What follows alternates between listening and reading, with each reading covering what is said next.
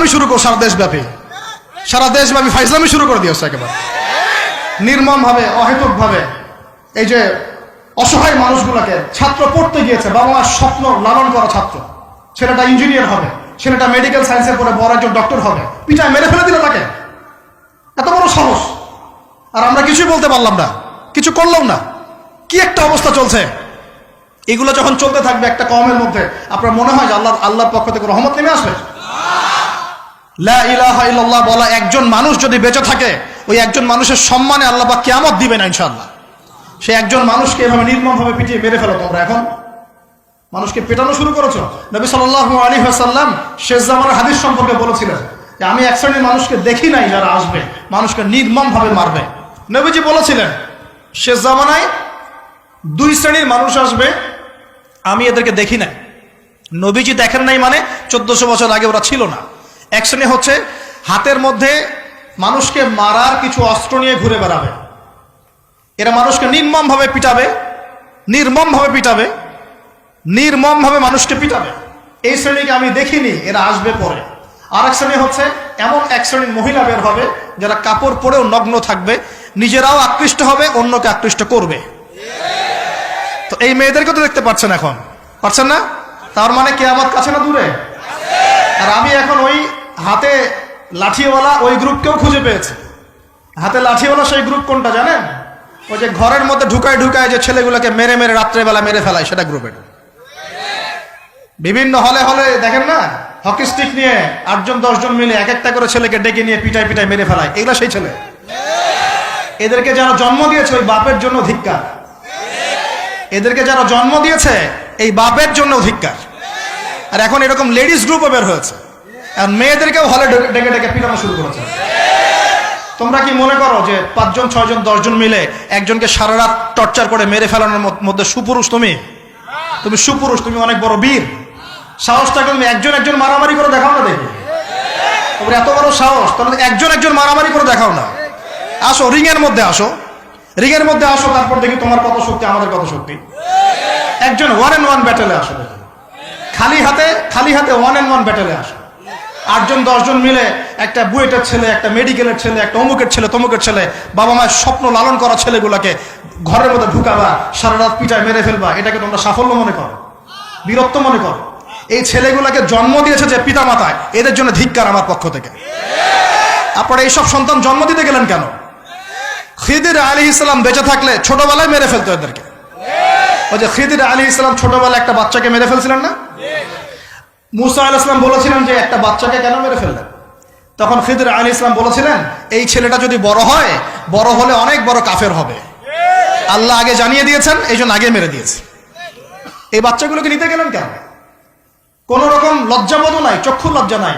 এরপর যখন আইন শৃঙ্খলা বাহিনী এদেরকে অ্যারেস্ট করে নিয়ে যায়, বীরের মতো হাসতে হাসতে চলে যায়। ও জানে যে আমার কোনো সমস্যা হবে না, ফাঁক ফোকর দিয়ে বেরিয়ে চলে আসবে।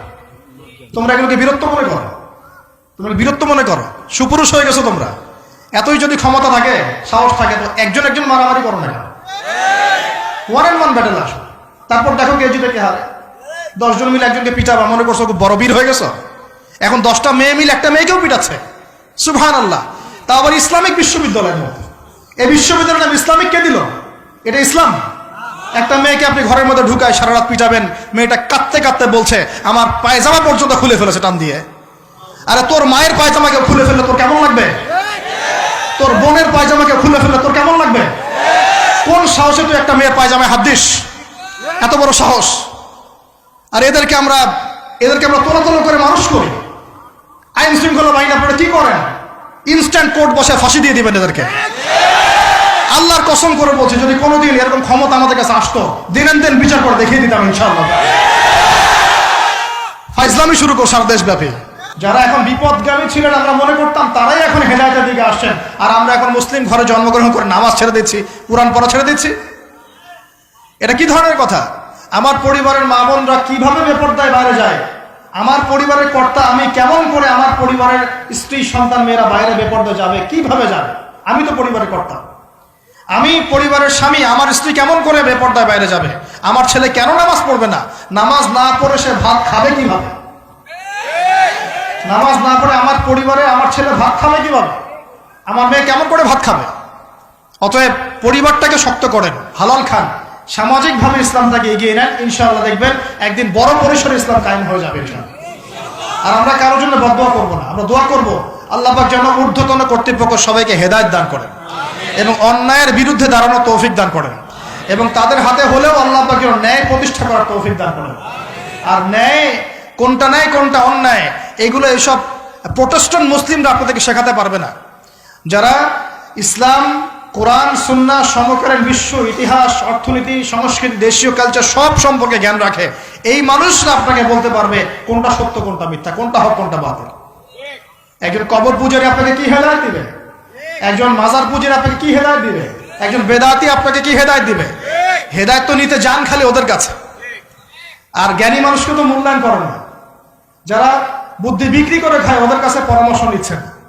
আর কিছু বিষয় বলতে বলতে মুখের ফেনা উঠিয়ে দিলাম, তারপরেও কোনোদিনও বললেন না যে হ্যাঁ কথাটা গ্রহণ করা যায়। কি আশ্চর্য! যখন একটা সমাজের মধ্যে এই পাপগুলো ছড়িয়ে পড়বে তখন আল্লাহ পাকের গজব আসবে, এটা আসবেই। প্রতিরোধ কিভাবে? প্রতিরোধ করার কোনো সুযোগই নাই, আপনাকে প্রতিকারও করার কোনো সুযোগ নাই। তওবা করে আল্লাহর কাছে ফিরে আসতে হবে, এটাই সলিউশন, এটাই সলিউশন। এই যে আমরা শহরের কথাই বলছিলাম, আমাদের সমাজের অন্যতম বড় একটা কিয়ামতের আলামত হচ্ছে উঁচু উঁচু বিল্ডিং নির্মাণের প্রতিযোগিতা।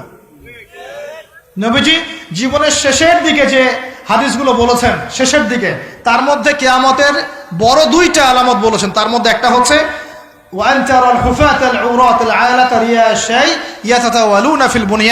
যখন দেখবে সমাজের সবচেয়ে নিম্ন শ্রেণীর মানুষেরা, রাখাল টাইপের মানুষ, গায়ে জামা নাই, পায়ে স্যান্ডেল নাই, উঁচু উঁচু বিল্ডিং নির্মাণের প্রতিযোগিতা করছে। ধনীরা বিল্ডিং নির্মাণ করবে এমনটা নবীজি বলেন নাই। নবীজি বলছেন গরিব, ফকির, মিসকিন, গায়ে কাপড় নাই, স্যান্ডেল নাই, এরা বিল্ডিং নির্মাণ করবে না, প্রতিযোগিতা করবে একে অপরের সাথে। এখনকার আরব বিশ্বটার জাজল্যমান দৃষ্টান্ত, এখনকার আরব বিশ্বটার জাজল্যমান দৃষ্টান্ত। অনেক সালফে সালেহিন বলেছেন যে এই হাদিস থেকে আরবদেরকে ইশারা করা হয়েছে। এটা আমাদের ঢাকার মধ্যে চলে আসছে। আজকালকে যার এক জায়গা টাকা পয়সা ছিল না, আজকে 10 তলা 20 তলা ফ্ল্যাটের মালিক। কিভাবে সম্ভব? সুদের মধ্য দিয়ে সম্ভব, দুর্নীতির মধ্য দিয়ে সম্ভব, কালো টাকার মধ্য দিয়ে সম্ভব, অন্যের সম্পদ অন্যায়ভাবে হস্তক্ষেপ করার মধ্য দিয়ে সম্ভব। আর মাশাআল্লাহ, যার একটা 5-10 তলা বাড়ি আছে আমাদের শহরে, অন্য মানুষকে মানুষই মনে করে না, ভাড়াটিয়াকে মনে করে যে তেলাপোকা, ককরোচ, ছিছি করে তার আছে। কত যে শর্ত! কোনো কোনো সময় এমনও হয়েছে মানে বাড়ি ভাড়া চাইতে গিয়ে যে বেইজ্জত হতে হয়েছে, মনে হলো যে বাড়ি ভাড়া চাইতে গিয়ে মানে নিজের সম্মান নিজে নষ্ট করে ফেললাম আর কি। সুবহানাল্লাহ। কারণ যখন নিম্ন শ্রেণীর মানুষের কাছে অর্থ আসে তখন কিন্তু এদের মধ্যে কালচার আসে না, কালচার আসে না। সম্পদ আসে ঠিকই, কিন্তু কালচার, সভ্যতা আসে না। তারা অসভ্যই থেকে যায়। কাকে সম্মান দিতে হবে কাকে দিতে হবে না সেটাও জানে না। কথা বুঝতে পারছেন? এটা আমাদের সমাজ এখন চলছে, হাইলি কনস্ট্রাক্টেড বিল্ডিংস এর প্রতিযোগিতা।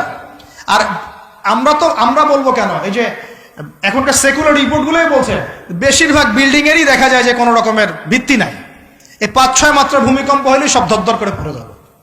আরো এই যে অহংকার, আমি একটা ফ্ল্যাটের মালিক। ঢাকা শহরে মনে হচ্ছে যেন পরিচয়ের মানদণ্ড হচ্ছে এটাই। জিজ্ঞাসা যদি করেন যে ভাই আপনার নাম কি করেন, বলবে ওই যে ফ্ল্যাটটা দেখছেন 10 তলা, ওইটা আমার। ভাবখানে এমন যে এটাই তার পরিচয়ের মানদণ্ড। সে কি করে, তার শিক্ষাগত যোগ্যতা কি, কোন প্রফেশন, এগুলো বড় কথা নয়। ওই যে ফ্ল্যাটটা দেখছেন 6 তলা, ওইটা আমার। অনেকে এসে পরিচয় দেয়, আমি অমুক পার্টির অমুক, আমি অমুক পার্টির তমুক, আমি অমুকের সাধারণ সম্পাদক, আমি অমুকের সভাপতি। এগুলো পরিচয়, এগুলোই মানুষের পরিচয়। আমি অমুক দল করি, তমুক দল করি। পরিচয় কি তোমার? তুমি কি এই পরিচয় দিয়ে কালকে আমাদের মাঠে আল্লাহর সামনে দাঁড়াবা? তোমার পরিচয়টা কি? পরিচয় হচ্ছে তোমার শিক্ষাগত যোগ্যতা কি, তুমি সমাজকে কতটুকু সার্ভ করতেছো, তোমার ইলমি যোগ্যতা কি, তুমি 5 ওয়াক্ত নামাজ পড়ো কিনা, তুমি ইসলামপন্থী কিনা, তোমার সুন্নত আছে কিনা, তুমি দিনের জন্য কি করো, এগুলো তোমার পরিচয়। আল্লাহ রাব্বুল আলামিন আমাদের কথাগুলো বোঝার তৌফিক দান করুন। আমাদের সমাজে হাইলি কনস্ট্রাক্টেড বিল্ডিংস এর প্রতিযোগিতা চলছে। দেখেন, বিল্ডিং নির্মাণ করা পাপের কিছু নয়, কিন্তু এগুলোর মধ্য দিয়ে অহংকার করাটাই পাপের। আর অহংকার করলে আল্লাহ পাক এগুলোকে ধসিয়ে দিতে সময় নেবেন না। আল্লাহ পাক আমাদেরকে বোঝার তৌফিক দান করুন। আমাদের সমাজে রন্ধে রন্ধে এগুলো চলছে। আমানতের খেয়ানত, অবিশ্বাস, সুদ চলছে, জেনা চলছে, ফ্ল্যাটে ফ্ল্যাটে জেনা চলছে, ফ্ল্যাটে ফ্ল্যাটে জেনা। জেনা মানে শুধু শারীরিক ইলিগেল ফিজিক্যাল রিলেশনশিপই নয়, জেনার মধ্যে চোখের জেনা আছে, কথার জেনা আছে, চলাফেরার জেনা আছে। নবীজি বলেছেন শেষ জামানায় এক শ্রেণী মেয়ে আসবে যারা পুরুষের কাপড় পরে ঘুরবে। এটা দেখার জন্য আপনি ঢাকার শপিং মলে চলে যান, শপিং মলে যান, কিয়ামত দেখতে পারবেন। কিয়ামত কাকে বলে? কিয়ামত কাকে বলে? কেউ কেউ দেখা যায় সুন্দর সুন্দর বোরখা বানিয়ে নিয়েছে, যে বোরখাগুলো পরেও তার মানে শরীরের কাঠামো স্পষ্ট বোঝা যাচ্ছে। এখানে আপনি কাকে দায়ী করবেন, কাকে দোষ দিবেন? অবৈধ সম্পর্ক, অবৈধ সম্পর্ক ঢাকা শহরের রন্ধ্রে রন্ধ্রে ঢুকে গেছে। অবৈধ সম্পর্ক, টিনেজ 8-10 বছর, ক্লাস 8-এ পড়ে, ক্লাস 9-এ পড়ে, 10-এ পড়ে, এদের মধ্যে ইলিগাল সম্পর্ক চলছে। ইউনিভার্সিটিতে পড়ে, স্কুল কলেজ পাশ করে বিশ্ববিদ্যালয়ে গিয়েছে, ব্যাস ও মনে হয় যে একেবারে পাখা ওর গজায় গেছে, যা ইচ্ছা তাই করতে পারে। মেয়েকে দিয়েছেন একটা স্মার্টফোন, ব্যাস নষ্ট হয়ে গেছে। ছেলেকে দিয়েছেন একটা বাইক, ও দেখ মাদকের আসরে বসে আছে। কি একটা অবস্থা! এই যুব সমাজ কি আগামী দিনে ইসলামের পতাকা বহন করবে? এই যুব সমাজকে দিয়ে ইসলামের বিজয় লাভ হবে, নাকি আমাদের একটা ঈমান দীপ্ত যুব সমাজ দরকার? কোনটা? আল্লাহ পাক আমাদের সবাইকে আল্লাহর পক্ষ থেকে ঈমান দান করুন। আর আমি আর লম্বা করতে থাকলে সারা রাত যাবে গা। আমি আপনাকে গুছায় নিয়ে এসে শেষ করে দিচ্ছি যে এর পাশাপাশি কোন কোন পাপ ছিল, যে পাপগুলোর কারণে আল্লাহ পাক এই গজবগুলো দিয়েছিলেন, এবং এই ঢাকা শহর সহ এই বড় বড় শহরগুলা এই পাপের মধ্যে আছে কি না আপনি নিজেই যাচাই করবেন। যাচাই কে করবে? আপনি যাচাই করবেন, আমি যাচাই করব না। 1 নম্বর শিরকের পাপ আছে না নাই? কুফরির পাপ 2 আছে না নাই? আমানত উঠে যাওয়া আছে না নাই? আমানত উঠে যায় নাই? কোন জায়গায় আমানত আছে?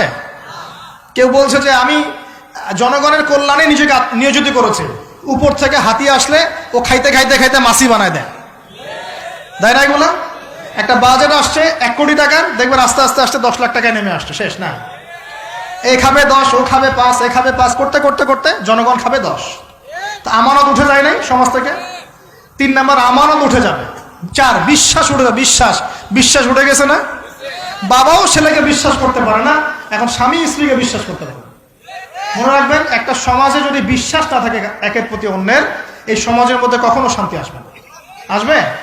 আসবে না। আপনি পরিবারে শান্তি পাবেন না, সমাজ তো দূরের কথা। এবার আসেন 5 নম্বর হচ্ছে মাপে কম দেওয়া। মাপে কি ভাই?